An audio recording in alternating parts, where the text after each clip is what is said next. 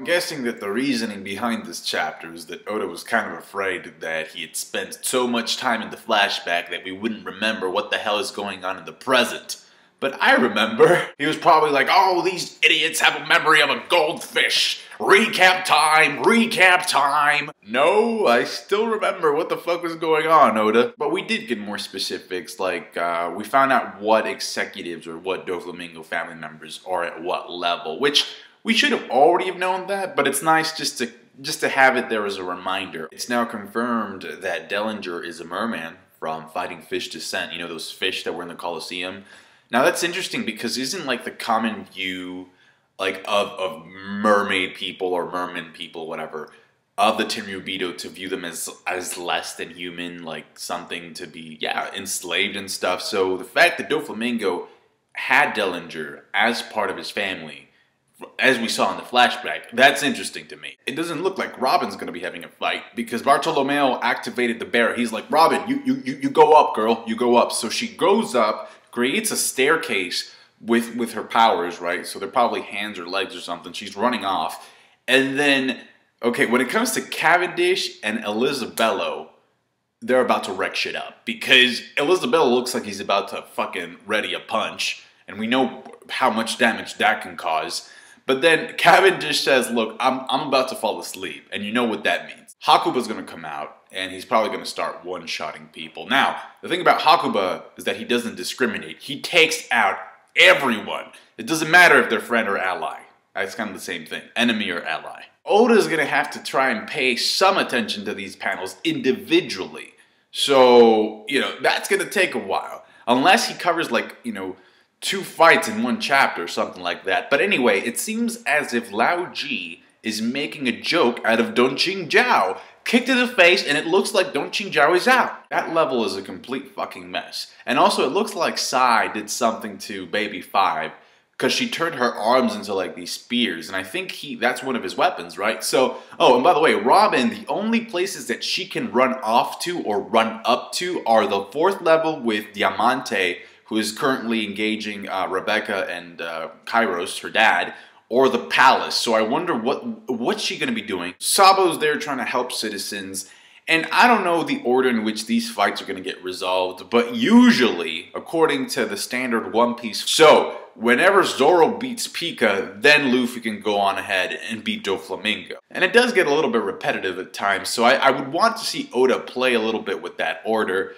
Dressrosa is one of the most chaotic arcs we've had, so I don't know.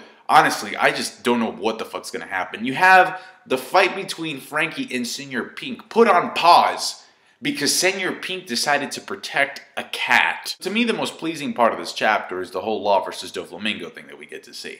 And I gotta say, the moves that Law is able to pull off in this chapter look a lot smoother, or it looks like he's fighting better than the way that he fought at the bridge, which ended up with him getting his ass wrecked. Bad. Looks like those Corazon flashbacks gave Law the motivation that he needed to start putting up a front against Doflamingo.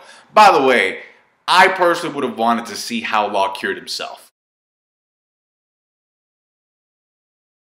Like this little pebble that he throws behind Doflamingo. He switches positions with that pebble, and he's about to hit him with his sword. Doflamingo grabs the blade with armament hockey, and then he switches with that same pebble again. Law switches, and now he's behind Doflamingo again. So it's a back and forth switch sort of deal. And then, I think this is the first time that we see Law use armament hockey on his arms. You know, the good stuff to try and defend himself against Doflamingo.